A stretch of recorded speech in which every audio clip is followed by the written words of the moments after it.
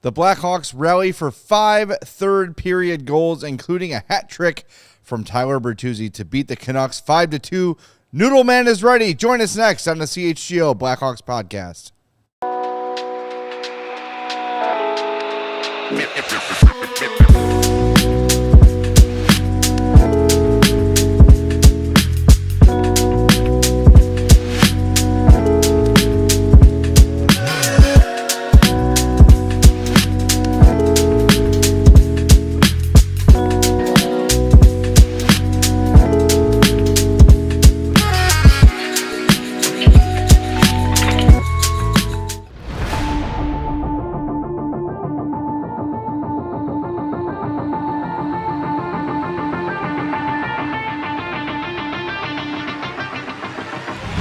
Welcome into the CHGO Blackhawks Postgame Podcast presented by Bet365. Download the Bet365 app.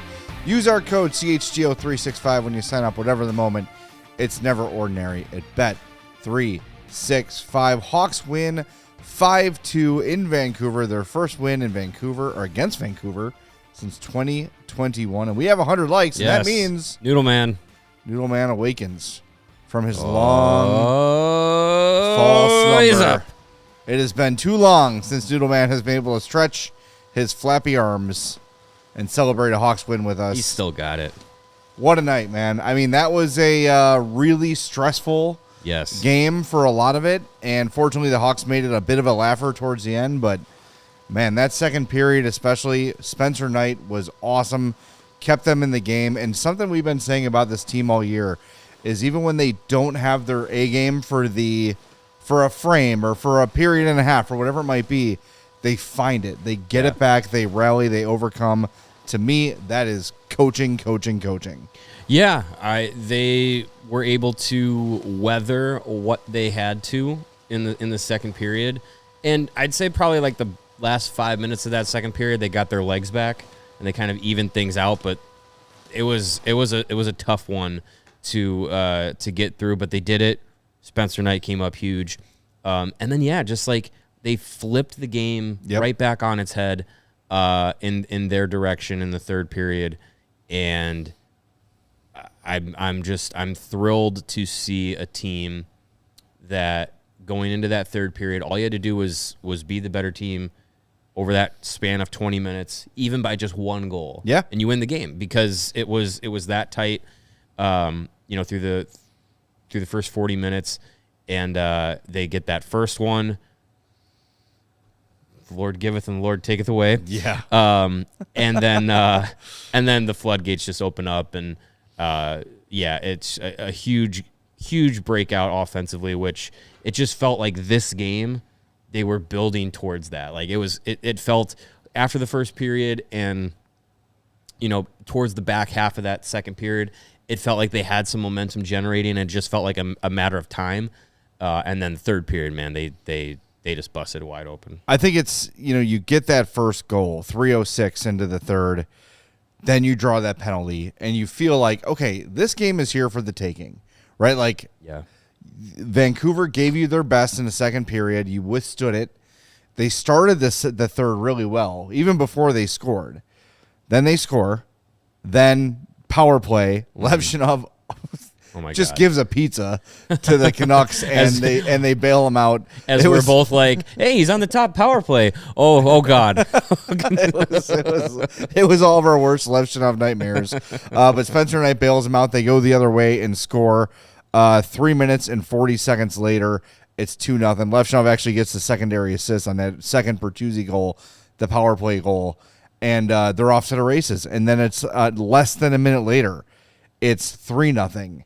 And then they're rolling. And it's just so good to see them be able to take something bad, withstand it, survive it, and then come back and win that game. Like we said, and you just said it, like you go into third knowing you just need one.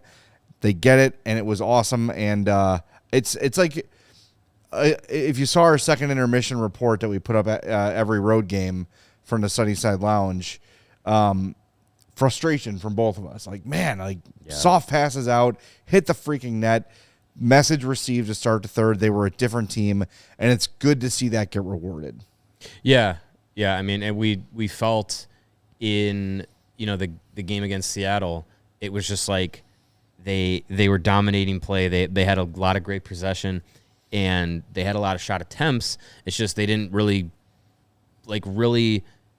hunker down and make them worth it. They didn't get the high quality looks that you were hoping for. And then, tonight they are able to capitalize on a lot of it. And just an uncanny ability for Tyler Bertuzzi to just be a backboard, literally a backboard. Literal backboard. I had Sarah create something that is just wonderful. I present to you the Bert board. That I think we should start marking some tallies down for how many Bert board goals he scores this season. We'll do it like it's pretty much all of them. Little chalk tally on the backboard there, but just I had this thought during the game, and I think I've said it before, but there's just a number of players on this team that just have a really weird niche thing that they're really good at, and Bertuzzi's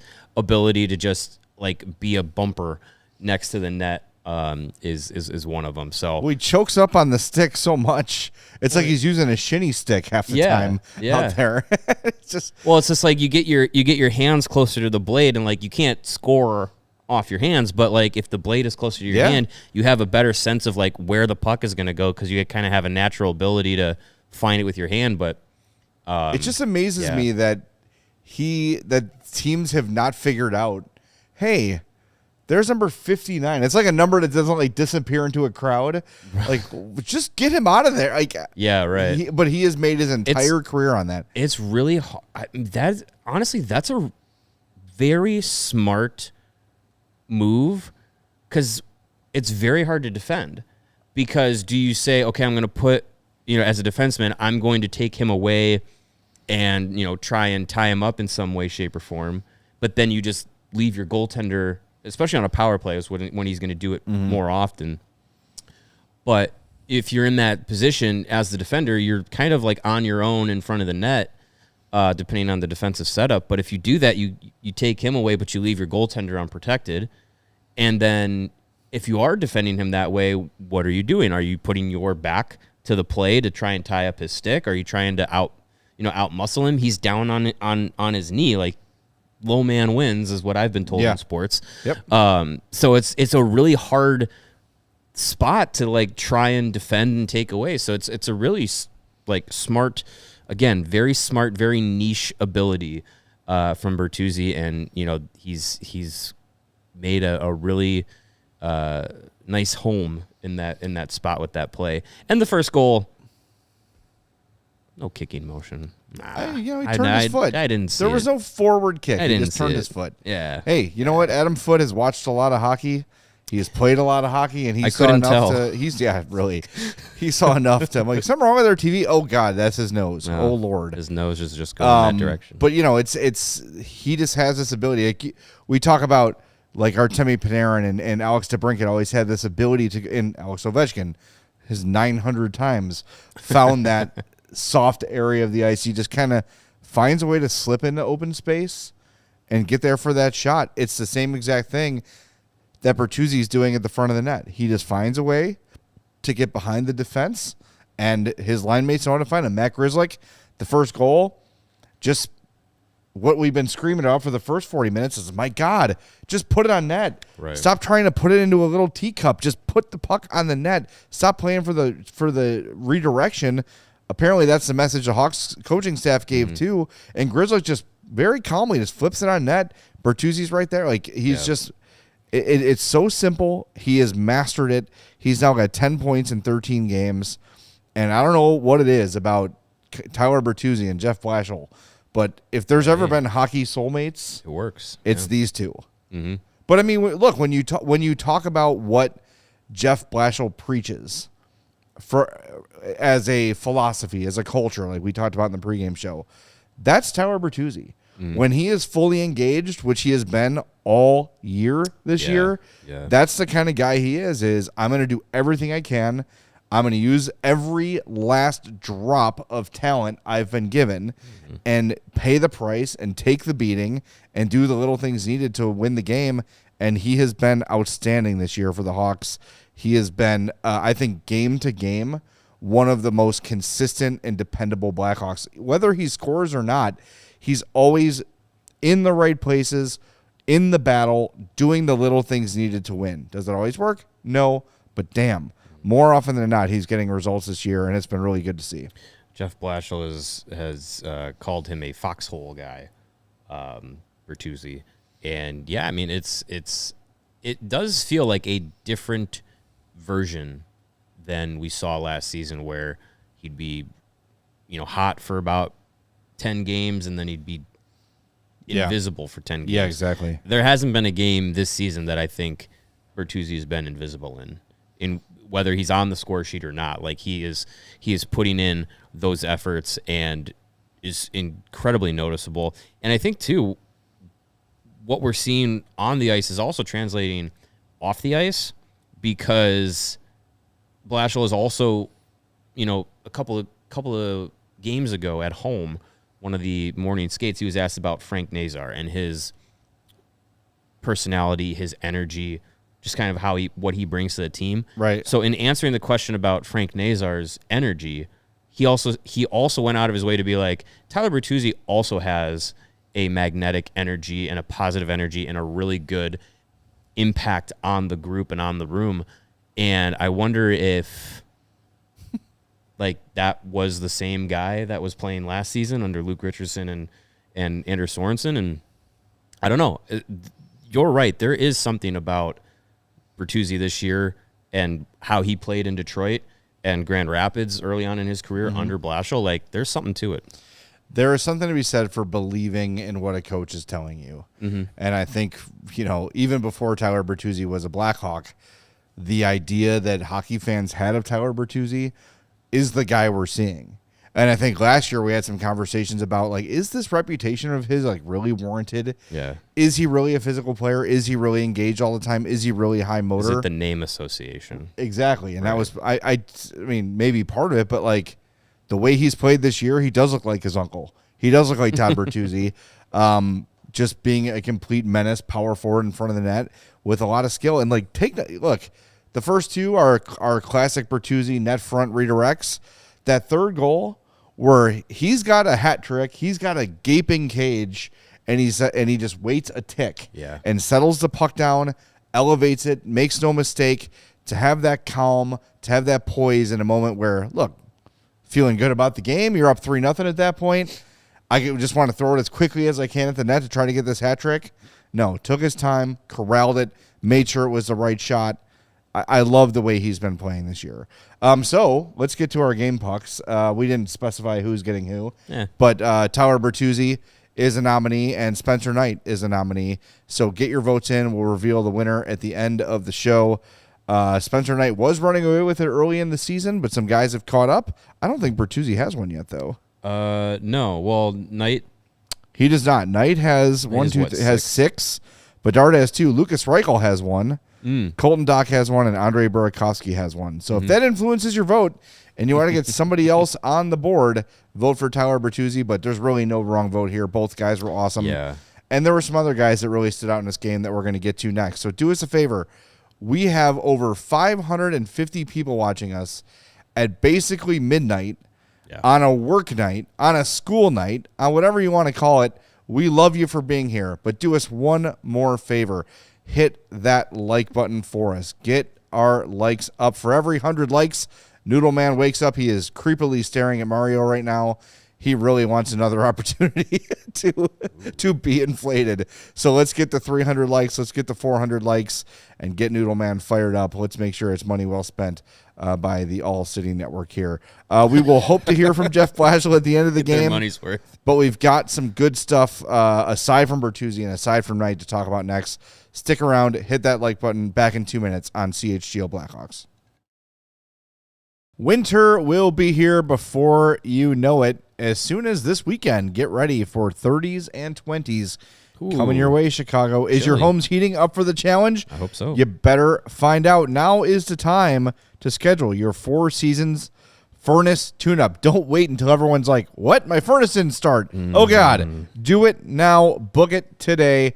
At Four Seasons, they guarantee same-day installation for all your heating, cooling, plumbing, and generator needs with no extra charge for nights, weekends, or holidays, because that's when things go wrong. Of course. And you can save up to $4,000 on furnaces and comfort systems with Four Seasons heating, air conditioning, plumbing, and electric. Furnaces start at $39 a month, and furnace AC combos from $57 a month. Four Seasons heating, air conditioning, plumbing, and electric has been serving Chicagoland for over 50 years. Your trusted local experts are Four Seasons heating, air conditioning, plumbing, and electric. Visit fourseasonsheatingcooling.com for all their special offers and money-saving coupons. That's fourseasonsheatingcooling.com. Don't gamble with your heating, air conditioning, plumbing, or electric, but do gamble with Bet365, especially this football season. They got an early payout offer going on where you are a winner if your team goes up by 17 points with an instant payout on straight bets and parlay selections marked as winners. Download the Bet365 app and use our code CHGO365 when you sign up. They got a Thursday night football offer going on right now with a $10 safety net bet. So if you want to put some money down on the Raiders and Broncos tomorrow night, or later today, rather, you can do it with Bet365. New customers can get $200 in bonus bets when you bet $5, win or lose. Sign up, use the code CHGO365, deposit $10, place a $5 bet for $200 in bonus bets if your bet wins or loses. Must be 21 or older. If you or someone you know has a gambling problem, crisis counseling and referral services can be accessed by calling 1-800-GAMBLER, in-app only. And we are back on CHGO Blackhawks, and we have hit well over 300 likes. So Noodleman is fired up. He is back aroused. So thank you for hitting that button for us. And as a reward, how about this deal we have going for you at allchgo.com? You want to become a diehard? You've been on the fence about joining? $36 for the year. Unlocks all of our great premium coverage. I've got a new Blackhawks beat coming tomorrow. You'll get your free shirt when you sign up. So make sure you do that. We've got some new shirt designs you can check out as well. 20% off all of our merch beyond that. All of our watch parties, all of our takeovers, everything you save on. Access to our Diehards Only Discord.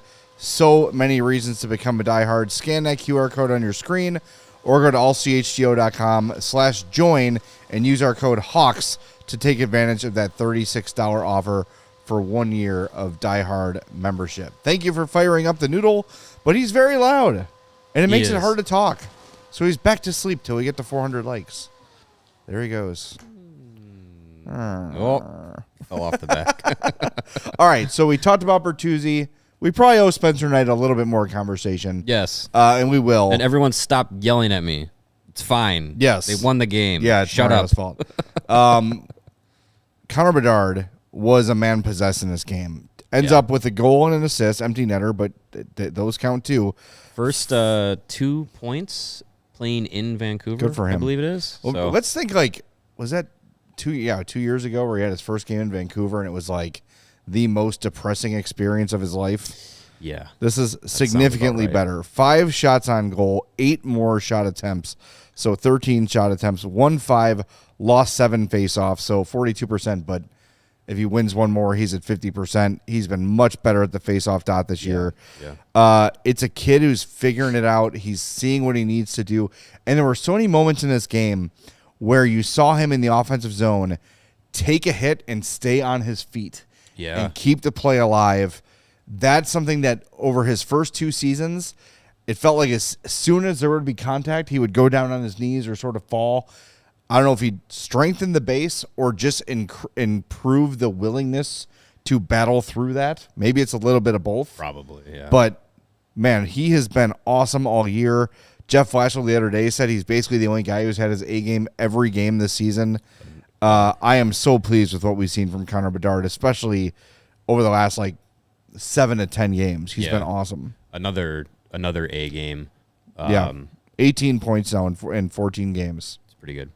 Yeah, I think you're right. I think just getting stronger and physically maturing allows him to be able to endure that physicality and be able to stay on his skates, keep momentum in those moments rather than being knocked off the puck.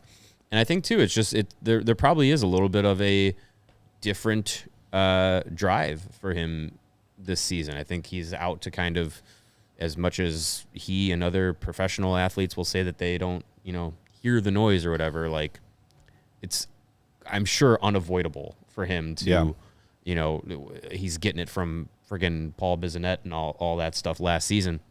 So he knows what people say and how they perceive him. So there probably is a little bit of a wanting to prove something in his third year. And so far, like, he is definitely proving that he's a different version of that player. And I think tonight was one of those moments where you just love to see the confidence that he's playing with, that edge that he's playing with, and the fact that he was just not afraid to fire it. And that was something that we've, said about him for the last 2 years, of just like, we want him to shoot more, don't pass up those opportunities. And he was just firing pucks. And again, not all of them are on net. No. But even the fact that he's using his shot, which is unique and very, very scary for opposing goalies, like, it makes you have to worry about it. It makes you have to respect the shot as a goaltender, as a defenseman, and know that it's going to be coming at you. He had his best scoring, one of his best scoring chances late in the third, where he kind of walked in alone on the left side, and Kevin Lankinen gloved it. It was a great save by Lankinen. Really good save. It was a freaking laser beam from Connor Bedard, and he just nabbed it out of the air. So could have very easily had 3 points in this game. But just to see the hype that we had before the draft and coming into his rookie year, we're starting to see it. And it's important to remember the kid is only 20. Yeah. He's barely 20 years old. He's barely scratching the surface. Right now he's on pace for 105 points this year. There's going to be some more multi-point games to come for you plus-minus fanatics who are all bent out of shape. The first 2 years, he's a +7 this year for the Blackhawks. Still a career -73, but +7 is a big jump. You think he'll ever be a career plus player? He'll overcome that -73? I don't know. I mean, that's going to take a lot of work. It'll take some time. It'll take some time. It'll take a lot of work. But nothing would shock me, because I think this kid is going to be everything he's been hyped up to be. And I think you're right. I think there is a little bit of that chip on his shoulder where, you know what, everyone's writing me off. Everyone's calling me a bust. Everyone's calling me soft. Everyone's talking about Macklin Celebrini, and rightfully so. Celebrini is a great player too. Mm-hmm. But he hears that. He's aware of it. And I think he is a proud dude. He wants to prove people right about him in the first place, right? And prove people wrong about him lately. And I think he's done a lot to silence those critics. He was dynamite, has been dynamite. More of this, please. And as we were talking about in the pregame, with the 11-7 thing, still not like getting totally worn out minutes wise. Only 20-32 played in this game. Yeah, it's about average for him this season. And still had 5 shots on goal and 8 more shot attempts. Mm-hmm. So he's been really, really good. Bertuzzi, 20 minutes, 27 seconds, but that's a little bit. Yeah, and he was getting double shifted in this game too. Yeah, and he had it going for him in this game, so that makes sense. 21-42 for Alex Vlasic, that led all defensemen. 21-02 for Wyatt Kaiser. The fewest minutes played, again, in back-to-back games, Connor Murphy, 13-23 tonight. But he did pick up an assist. Yeah, for defensemen, because Moore and Donato were in the 11-minute range. Yeah, for defensemen, fewest minutes. Yeah. Levshunov, 16-31 for his time tonight. Yeah, and aside from the really bad turnover from Levshunov, liked his game today. There was that second Vancouver goal, too. He did pinch to make a play. Mm-hmm. Or was it the first one? I think it was the second. Let me see. Might have been the second one. But, yeah, there was a moment where he was below the goal line. It was the first one. First one? Okay. Yeah, he was below the goal line and had to try and get back and recover. But, I mean, I don't know if you say you quote unquote let it slide, but you were up 4-0 at that point. Maybe It's a lesson. It's a teaching moment of don't let the game kind of get away from you to where you're kind of freewheeling. Yeah. You want to stay within your structure. And you know what? They do want him to be active offensively. But that could be a time where you're just like time and place. Well, and I mean, you saw the way that they were coached to play the third. Short shifts, puck in deep, keep it smart, don't take any unnecessary risks. You have a comfortable lead. It's 4-0. Let's not let this team back into this game. So a couple tough plays, let Vancouver back in a little bit, but to get the empty netter was great. But overall, Levshunov had a bad moment or two in this game. You're going to get that from 20-year-old defenseman. But he was the second highest rated in possession, a 60% Corsi at 5-on-5, 18 shot attempts for, 12 against with him on ice. Let's see. He also had a great moment where he was handling the puck and a stick. Yes. So that was fun. Yeah, that was a little scary. But once again, the team leader in possession, Matt Grzelcyk, 21 shot attempts for, 13 against. That's a 61.76 Corsi 4 rating for him. Another really solid game. And he had pretty limited minutes, too, here. He played 16-19, which isn't terribly limited. 2 shots, 3 shot attempts, had an assist, and was a +2. Just kind of similar to the way that Wyatt Kaiser plays. Now, Wyatt Kaiser is much younger, but just calm. Mm-hmm. Calm. Makes the right plays when given the opportunity. Can kind of skate it out of trouble. Makes a smart heads-up pass. I've noticed about him as a skater is he's very rarely looking at his skates, looking at the puck. Yeah. Very confident carrying the puck. I've liked his game all year. I liked his game tonight. He is just kind of that safety net they've got back there. Again, not put up a ton of points despite the assist tonight, but just solid and steady. And for a veteran that you brought in on a PTO to be giving you this kind of output, there's not much more you can ask. He has done a lot of good, very little bad, and I think that's what you want when you're focusing a lot on your young players developing. You don't want to have to worry about your veterans. So Grzelcyk's been a guy that's been I've been very happy and content with his game, and yeah, again tonight, there were just a few moments where you notice him, but it was all positive.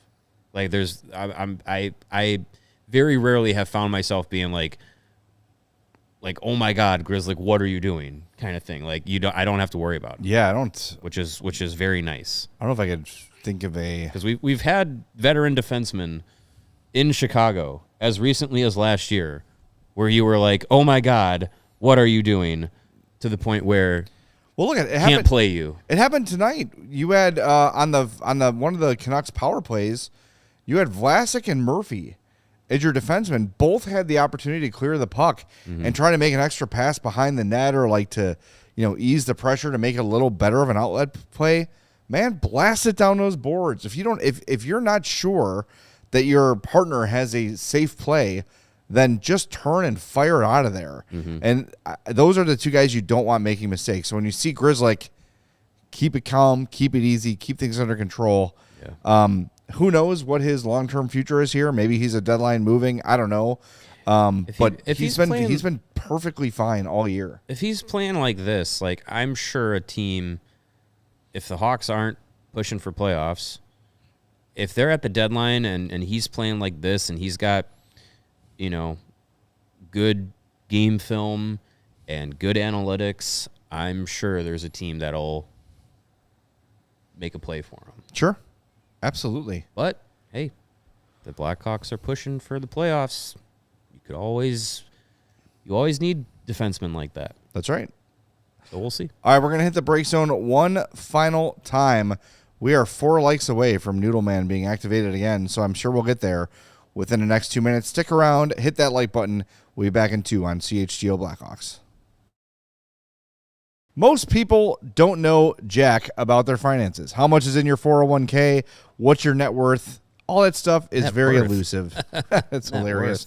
Well, if you want to feel organized and confident in your finances, check out our friends at Monarch Money, an all-in-one personal finance tool that brings your entire financial life together in one clean interface on your laptop or your phone. And right now, just for our listeners, Monarch is offering 50% off your first year. I started using Monarch Money and it said, "Hey, Tubby, stop spending money on food, you dumbass." And I said, "Okay, wow, that's aggressive. I'll spend less money on food, Monarch Money. Thank you for making me be better with my money." Monarch is not just another finance app. It's a tool real pros and experts actually love. It's named the best budgeting app of 2025 by the Wall Street Journal. They know their stuff. Don't let financial opportunities slip through the cracks. Use our code CHGO at monarch.com in your browser for half off your first year. That's 50% off your first year at monarch.com with code CHGO. Fall always feels like a reset, doesn't it? It does. Busy routines, shorter days. Finding time to cook can be difficult. That's why I love Factor. Their chef-prepared, dietitian-approved meals make it easy to stay on track and enjoy something comforting and delicious no matter how hectic the season can get. You can choose from a wide selection of weekly meal options, including premium seafood choices like salmon and shrimp at no extra cost. And for more choices to a better nutrition, that's why 97% of customers say that Factor helped them live a healthier life. Feel the difference no matter what your routine. Eat smart at factormeals.com/CHGO50 off and use the code CHGO50 off to get, you guessed it, 50% off your first box. Clever. Plus, free breakfast for 1 year. That's code CHGO50 off at factormeals.com. Plus, free breakfast and 50% off of your first box. Get delicious, ready-to-go meals delivered with Factor. Offer only valid for new customers with code and qualifying auto-renew subscription. Taking the Temp is presented by your trusted local experts at Four Seasons Heating, Air Conditioning, Plumbing, and Electric. Visit fourseasonsheatingcooling.com for all their special offers and money-saving coupons. That's fourseasonsheatingcooling.com. And we're going to take the temp of our super chats right now. Thanks everybody for getting us over 400 likes. So Noodleman is awake when we come back from the break zone. Mm-hmm. To these super chats we go. Adrian, for $50 says indefatigable. Thank you. Mm-hmm. We'll take that. Thank you for the $50, Adrian. Oh, was that word that was indefatigable? Yeah. I don't know how to say it. So is this a word? Let's look it up. Take the temp on if that's a word. Because it means persisting tirelessly. Aha. Okay. Indefatigable. Wait, hold on. I'm going to listen to the pronunciation.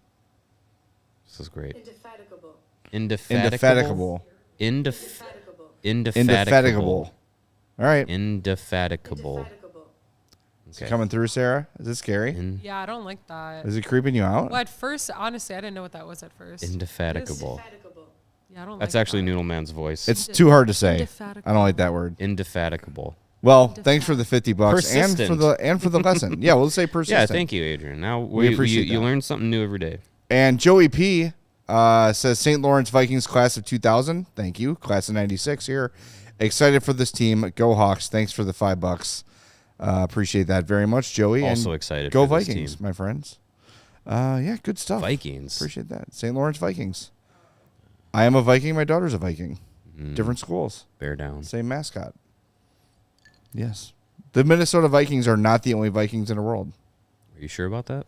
I'm yes, because it's St. Lawrence Vikings and Homewood Phosphor Vikings are also the Vikings. Gotcha. That's just science. All right. That's all that is. We should talk about Oliver Moore, too. We should. Another good game for him. A little bit of a reduction in minutes. He played 16 minutes plus against Seattle, 11-10 tonight. Ended with an assist, was a +2. Did not register a shot on goal or a shot attempt, but was very much involved in the offense, using that speed, chipping pucks loose. Loved the way he played in this game, and nothing I see from him tells me that he needs to go back to Rockford. It's 2 games. A slump could come, and I think there has been some conversation in chat about Frank Nazar that we could probably get to as the show goes on here. But Speed kills, man. That's something you can't teach, something you can't coach. And he's got it in spades. And just aside from the speed, he's also got the tenacity and the desire to compete. Yeah. That sometimes like pure skill guys don't have. He said it on I want to say it was the first intermission interview between him and our friend Tony Granato. He said that the team's identity fits my game. And that, yeah, true, warmed a part of my heart to hear that, because as we talked about kind of in the pregame, we've talked about season after season about identity and what this team is supposed to be, how they want to play and everything. And we're seeing it now this year. And you see a guy like Oliver Moore step in 2 games in to this season, and he fits right in. He's that third line with him and Mikheyev and Donato is like a perfect match, because you got speed, you got guys who can go and win pucks, you got guys who will go to the net, as evident by the third goal, the Mikheyev goal. Like that was a quintessential like hard checking team identity goal. I love that goal. It was fantastic. All 3 guys just did exactly what you want. Yep. Out of the 3 of them, Mikheyev buries the goal. Like that was fantastic. I'd imagine that trio is going to stick around for a while if they keep playing like that. And yeah, I mean Oliver Moore he's stepped in these 2 games and he's made an impact in both of them. Like that's really all you can ask for a guy who's in the position that he's in. I got another super chat that just rolled in. We can get to that. That's from the Italian Ice 09. Says, make me feel better about Artie. He gave me 2 panic attacks tonight. Give me something good to think about. Well, again, he was the second highest rated player in terms of possession in this game. That's pretty good. He's playing well. He made a mistake or 2 today. A lot of people freaking out because he made that up 4-0.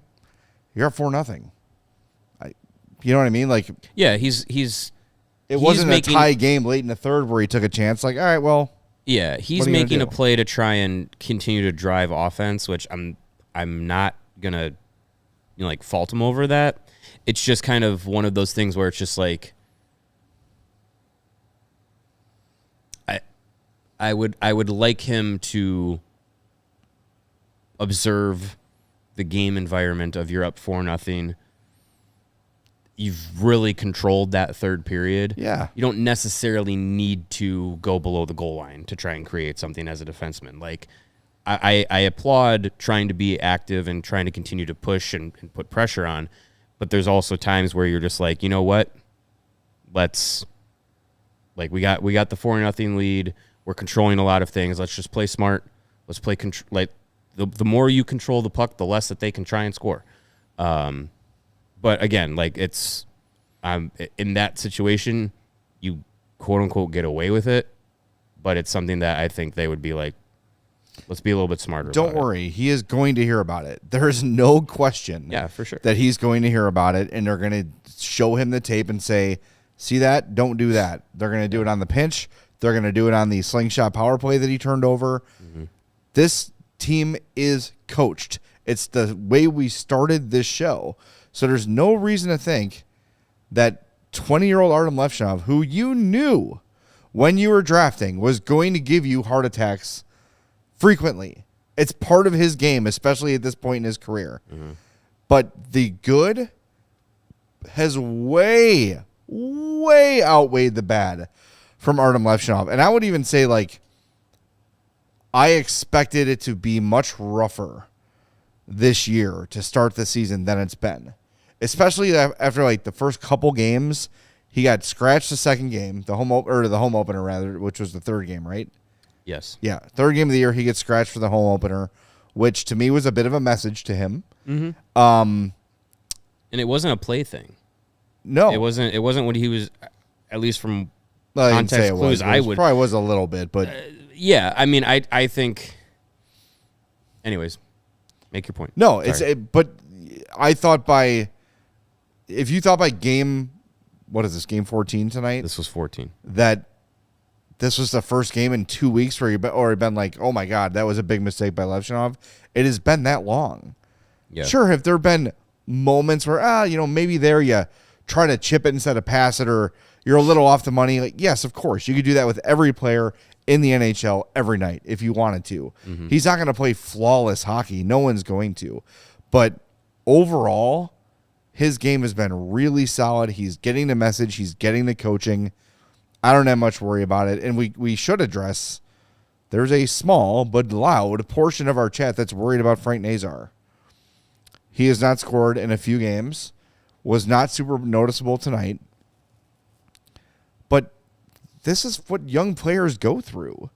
There's going to be stretches where a young player either, look, maybe he's a little worn out. Maybe he's a little whatever. The other thing you have to think about with Frank Nazar is teams are now taking note of him. Yeah. Where he was able to kind of hide in the weeds a little bit before, wasn't really a known name. Frank Nazar is a known commodity now, and other teams know and prioritize defending Frank Nazar. So that's something that he's going to have to overcome, is arrive at the NHL, right? Have a good start to your career. Then you've got your first full training camp. Not great. So you don't make the team. You go back to Rockford. You dominate in Rockford. You come to the NHL, a little bit of a slow start in the NHL, but then you find it. End the season really strong. Great preseason this year. Great training camp. Great start to the year. Now, other teams are taking note of Frank Nazar and putting better checkers on him. Yeah. So now Frank is going to have to use that, and the coaching staff will help him work through that. How do you overcome when you're playing against the team's better defenders? This is all part of the development process. No young player goes like from zero to the sky in a straight line. It just does not work that way. There's going to be lulls. There's going to be dips in play. And he's not getting the chances we're used to, but I also don't think he's hurting the team. It's not like he's making bad plays or he's in the wrong place or making horrible decisions. He just hasn't had the offensive contributions that he typically has. Today he ended up with, did he end up with 2 shots? 2 shots and 3 shot attempts. Against Seattle, he had 2 shots. But against Edmonton and Winnipeg, he had 5 shots in those 2 games. Mm-hmm. So, okay, no result on the score sheet in those 2 with 5 shots. But if you got 5 shots most nights, you're going to end up on the score sheet more often than not. So I'm not worried about him. I think this is just part of the development, part of the play. Now, if you start seeing him go a week without getting scoring chances, my concern isn't that Frank Nazar is suddenly bad. Mm-hmm. It's that Frank Nazar is maybe banged up a little bit and might need to sit a game or 2. And one of the problems you have with young players, as I keep rambling on, is they don't want to come out and they don't want to say, hey, you know what? A couple games ago, my knee didn't feel right or my ankle's a little sore. I took a shot off the foot and I'm just not myself. You got to tell a coach if that's the case. But there is zero worry in my mind about Frank Nazar and how he's going to be this year. He's been dynamite. 2 games where he's been a little bit less than dynamite does not worry me. Yeah, there's going to be ebbs and flows throughout the season. All players go through that. So I'm not necessarily worried about his development, or definitely not worried about his confidence. Like, he's a guy that is a really self-confident person. So I think he has the ability to kind of shake off maybe some uncharacteristic performances and come back with something, that seems more like the Frank Nazar that we had seen before. And sometimes when players get off to, really fast starts, or they're going through a hot streak and it just seems like everything is working for them, and then they cool off from that, sometimes they might have the mentality of like, I just got to bear down, keep doing the things that I was doing, and it's eventually going to work. Like, kind of like banging your head against the wall and hoping the wall gets softer before your head does. But more often than not, I think the way to get out of that is to just start small. Start doing the small things in your game right, to then build yourself back up to where those small things become those bigger moments. And I think if Nazar can do that over the next few games, I think you're going to get a guy who's back to that form that we had seen. I think there were, some puck possession plays, not the greatest. Some defensive plays, again, not the greatest. He's also taken a lot of hits this season already so far. Him and Bedard have taken a lot of hits. I'd like to see that kind of scale back a little bit. Face first into the boards was not great for Connor. That was not ideal. He also went barreling into Kevin Lankinen at one point. That was, he's trying to score, but I'd like those guys to take less of those kinds of hits, but can't fault them for trying. But what's good is you've got a game coming up now on Friday against Calgary. Don't want to get ahead of yourself, but that's a good matchup on this road trip. And then Nazar gets to play, as Bedard played in his hometown tonight, Nazar gets to play in his hometown on Sunday to close the road trip. So these are two good opportunities and good games for him to kind of have a kind of like a little bit of a reset here. Yeah. And reset the mindset, get back to like those simple things, those small things, get those in order, and then I would imagine the rest of that game will come back to him. Yeah, it's also important to remember this is probably the longest road trip he's ever been on. Right? 6 games in this style. They've been gone a long time, and college doesn't. They didn't have one of these last year at all, where they were gone this long. Mm-hmm. So that's an adjustment too, and I think these young players. I think we think of this as young players adjust to the NHL when between the opening faceoff and final horn, it's all about learning how to survive. That was a whole other thing with Connor Bedard. Is they joked about we have to hide his skates and his stick because he won't get off the ice. Yeah. But that was real. We were there his first 2 years in league in the locker room, and it's where is he? Why is everyone here ready to go? And he's not he's out there shooting pucks, and that's great. You don't want to coach that out of him, but you've got to reserve your energy a little bit. And I think Nazar is probably learning a little bit how to handle road life, how to get your sleeping habits right, how to schedule your naps. Alex Vlasic has been in the league for 3 years, and basically this year has just started napping as part of a routine because he learned okay, you know what? The grind of the season is I see it getting to me. So as much as I don't love napping, I've got to figure out how to make it part of my routine. Look at Ryan Donato. In his third or fourth team, made adjustments to his game to become the guy he is now. These guys are always learning. So let's give Frank a little bit of slack. I also don't think that anyone expected him to be a point-per-game player his first full season. No one thought that. No one. And he still has, 11 points in 14 games? Yeah, still very, very good. Yeah, Frank Nazar is going to be fine. He's going to be fine. Yeah. The only thing I would caution is that, and again, I mentioned this, but if he's not feeling 100% physically, he's got to let somebody know about it. Missing a game is not the end of the world if it's going to sustain you long term so you can play the whole season. We had the same lecture with Jason Dickinson that last time he left the game. Stop trying to tough things out because at some point you're hurting the team. I don't think he's hurt, but if he is, voice it and let the coaches know. Absolutely. So we had a super chat. New one come in. All right. From Samuel.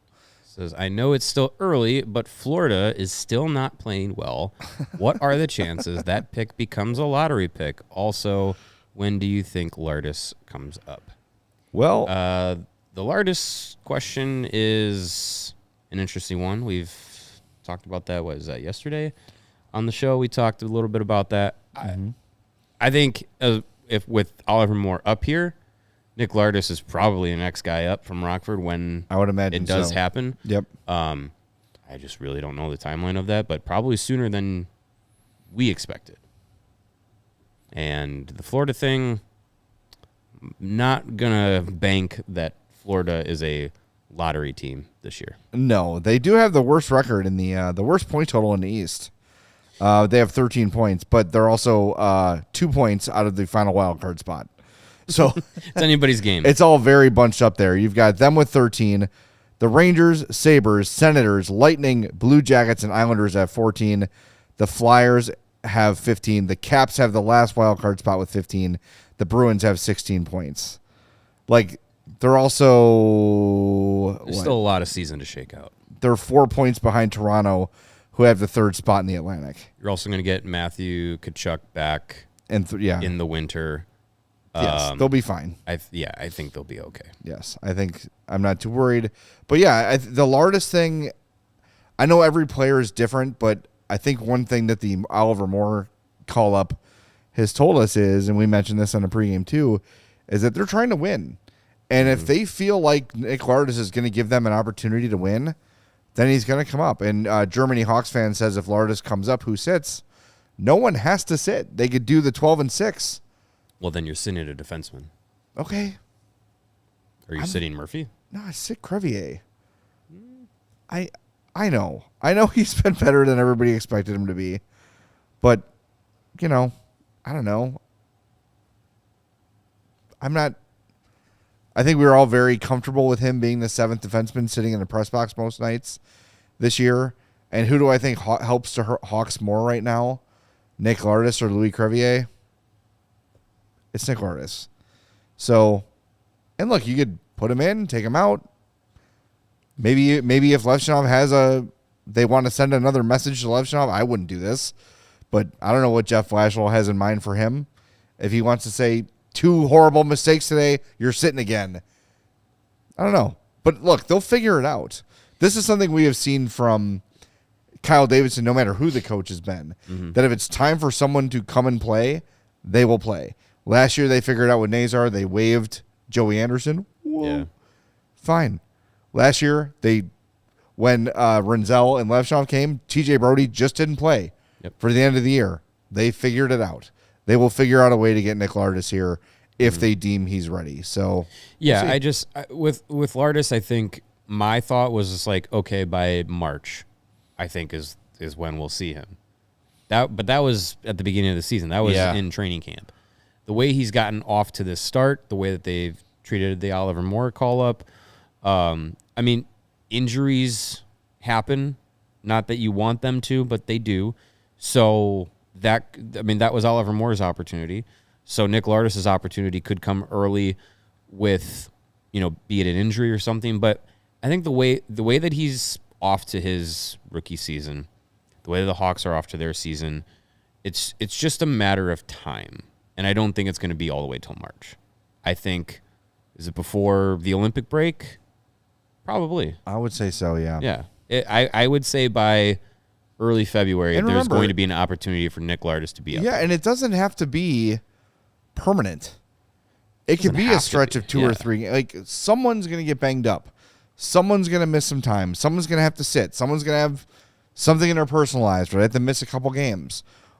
Call him up, give him a look, see what happens. These things are always undoable. You can always send more. You can always send Lardis. You can always send whoever back, right? Like, so I don't worry about. I have enough faith in Kyle Davidson and his almost like demented way of thinking about the rebuild, where it's like must have all prospects, must develop everybody. He's not going to call a guy up just because he wants to see him play. If he doesn't think someone's ready, they're not going to be up. Kevin Korchinski is the exception, but it was because of it was a situational thing, right? He had to play in the NHL or in a WHL. Maybe if you asked him over a beer, would you do that again? Maybe they would say no. Maybe he plays another year in Seattle. I don't know. Right. But aside from that, I think he's shown pretty good patience and plan with his young players. There's no need to rush Lardis here, but I think I was with you. I was thinking March, but the way they so quickly got to Oliver Moore makes me think, ooh, yeah, as soon as they deem we've seen enough, he's coming up here. So, all right, should we go to the frat house? Yes. Let's do it. Our featured frat boy today is Spencer Knight, 43 saves, 2 goals against, and an assist on Connor Bedard's empty net goal. What a game. Congratulations to Spencer Knight. And now, Sarah, do we have a winner for the game pod? Is it also Spencer Knight? I'm going to imagine it is. Is it Spencer Knight? No? Ooh, Wow. Tyler Tyler. Bertuzzi. What were the percentages? I didn't see him. I'm sorry if you sent them. But I do know he was Okay, so yeah, 54% Tyler Bertuzzi. Okay. And 46% Spencer Knight. I figured it would be over close. 350 votes. That's pretty good. All right, That's Tyler pretty good. Bertuzzi is being entered. On most nights that Spencer Knight is in net, he is deserving of a game puck nomination and deserving of the win. I believe his goals save above expected tonight That was huge. was 3. Let me find it. Starts with a 3, which is pretty freaking impressive. The expected goals for was 3.22 goals saved above expected tonight. 18 high danger saves, 43 saves on 45 shots, and the assist. Like this, we've said it before. It was evident in these last 2 games. This team is completely different when Spencer Knight is playing. Not only does the team play differently, you can trust you could trust the guy in the net to make the extra save. Yeah. That is above average. And I just think that they play with a different confidence at both ends of the ice when Spencer Knight's out there. And I try not to say that and take away from Arvid Soderblom because he hasn't been terrible this year. Yeah. But it's just to that level that Spencer Knight is at is a completely different echelon. And people in the pregame were like, "Are we worried about Spencer Knight playing too much?" Like he wants to. No, he wants to play like 70 games. Do. Yep. Like he wants to do the old Carey Price. I'm going to play 73 games this year kind of thing. Right. Only a handful of goaltenders do that now, as the league has kind of gone a little bit more towards tandem work. But he's a guy. He's young and he has the desire to play that many games. He's getting the opportunity to do it, and he's running with it. You said it was a 3.2 goal saved above expected? Yes, according to Money Puck. So that brings him to 10.4, which is third best in the league behind Logan Thompson, Lucas Dostal, and Connor Hellebuck. Actually, no, makes him third in the league, above Connor Hellebuck, and goal save above expected. Yeah, take that. So, there you go. That's a guy you want playing every night you can. And I go right back to him against Calgary because you get that win and you're feeling really good about things regardless of what happens against Detroit. If you beat Calgary and you beat Vancouver back-to-back, that is a successful trip. Mm-hmm. That means you've taken 5 points at least on this trip, and that's if he feels rested and good to go, roll with it. For sure. 100%. We do have post-game video. Do we want to go overtime for it? I don't mind going overtime. It's this late anyway. What's the difference? That's a good question. Let's see if we can get it pull up. Still got to go 2 more minutes. Yeah. Well, we'll go 2 more minutes, and then we'll go overtime. Oh, and Jeff Blashill's only 3 minutes. See, look at that. Perfect. So it'll be short overtime. A short overtime. Yeah. I'm trying to look for anything else that, we should mention, by the way, Evander Kane, who scored for Vancouver, had 10 shots on goal tonight. Jeez. That's crazy. 10 shots on goal, 13 shot attempts. When you got 45 as a team, someone's got to have it. I think Connor Garland had 7. 7 for Garland. Yeah, that's good for my fantasy team. Vancouver, that second period, they were all over the Hawks. And, they had to endure some penalty killing, the Hawks did. First one was shaky, but they got through it. Second one was a lot better. And that was a big penalty kill late in that second period because, you could just feel like the Canucks had all the momentum and they were, peppering Spencer Knight and they were zipping the puck around. It just really felt like the Blackhawks couldn't do anything to really stifle them. And Spencer Knight stood on his head, and then they get that big penalty kill. You get out of the period, and then you have the third that you did. That was a big factor in keeping this game close. Yeah, I'm interested to see what Blashill has to say because it was for a large portion of this game incredibly frustrating because it was some of the stuff we saw against Seattle that was frustrating seep over into this one. Yeah. And eventually they pulled themselves out of it, but I'm interested to see how Blashill. I mean, I will say, the games where I've expected him to be kind of pissed, he hasn't been. I think he just kind of, if he does have that, well, we know he has a right ass, but if he shows it behind the scenes, which I think the players do appreciate. They don't want to hear it. We're going to go to overtime right now, by the way. If you're watching on one of the fast channels, switch over to allchgo.com to watch the rest of the show. Yes. We're going to hear from Jeff Blashill here in a moment. But if he does have that right ass, I think he shows it behind the scenes, which players seem to, in my experience, well, he definitely they like that, not getting blasted in the media. We've seen it on the bench, which a lot of people wanted to see out of Blackhawks coaches in the last few years. So you're getting it with Blashill, and I think the players do respond to that. I think they want to see a coach that is going to have the emotion in the moments that they can feel too. And whether it's, digging into them in an intermission, or it's, sticking up for them, listening to them on the bench, whether it's, hey, why is that a penalty? Why is that not a penalty? Time and place, MF and referees or whatever, players feed off of that. You want to see a coach have your players back when you're in that position. And he got his first challenge win of the season tonight on a very clear, easy to call, no doubt, goaltender interference. There is no doubt goaltender interference anymore. But that one was. There's not. That one does not exist. I was going to chuck both of our televisions that we were watching. But how tonight. confident were you that they were going to get it right? I had 2% confidence. I thought for sure they were going to overturn. They were going to make that goal stand. Yeah. I knew it shouldn't. There was no way it should have. Dude, that Tyler Bertuzzi disallowed goal against Vancouver has shaken my faith. I mean, not that I had much left anyway. Yeah, I was going to say, but it is shaking my belief in the NHL's ability to get a call right. All right, we're going to play Jeff Blashill.